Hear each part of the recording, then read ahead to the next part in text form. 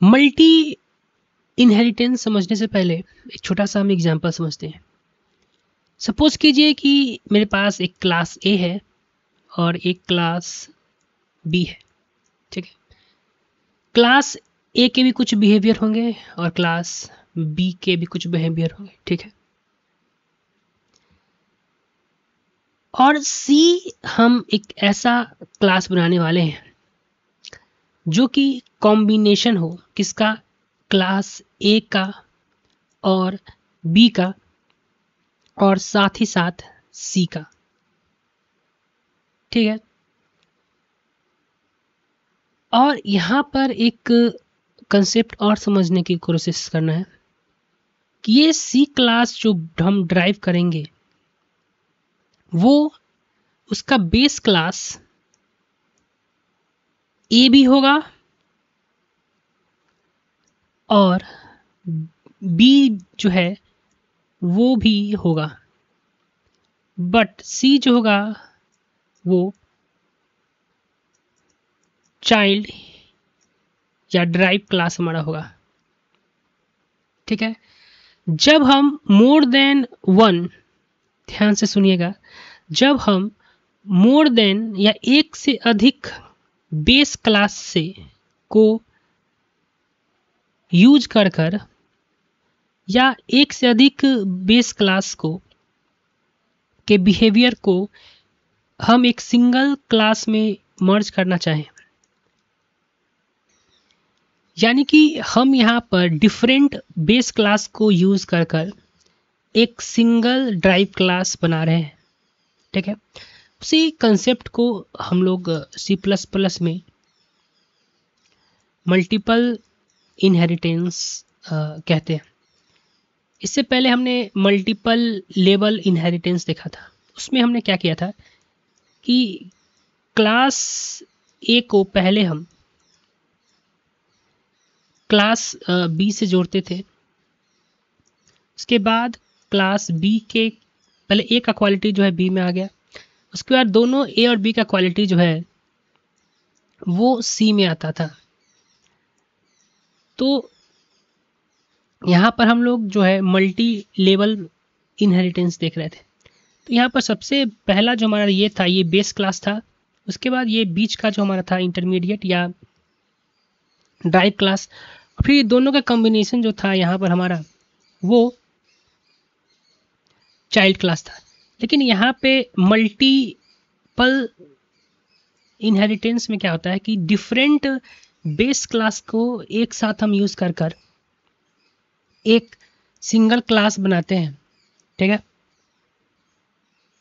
Multi level inheritance एक feature है C++ में, जहाँ पे हम लोग जो है एक क्लास बनाते हैं जिसके क्वालिटी जो है इनहेरिटेंट मोर देन वन बेस क्लास से लिया जाता है।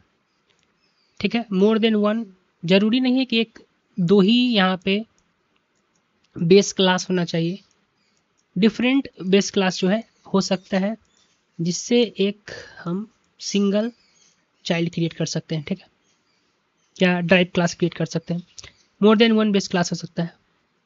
This allow a drive class to inherit attribute, यानी कि वेरिएबल और बिहेवियर को मल्टीपल सोर्स से, यानी कि ये चारों का जो क्वालिटी है या बिहेवियर है हम सिंगल क्लास सी में हम यूज कर सकते हैं इस कंसेप्ट से।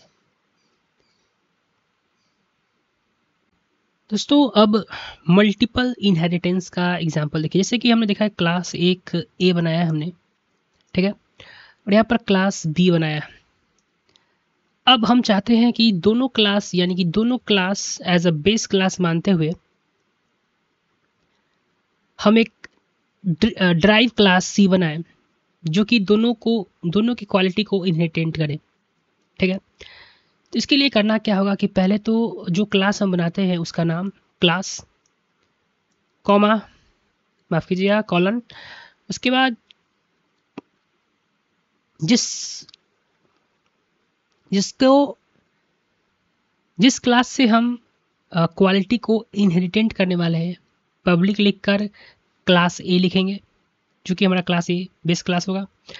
उसके बाद यहाँ पर देखिए एक कॉमा कॉमा देंगे, ठीक है।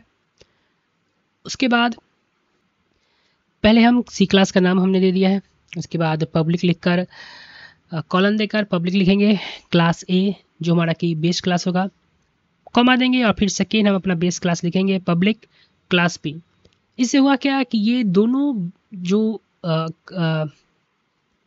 क्लास है हमारा ए और क्लास बी, ये दोनों मेरा यहाँ पे बेस क्लास हो गया जिसकी क्वालिटी को हम लोग इनहेरिटेंट कर रहे हैं क्लास सी में।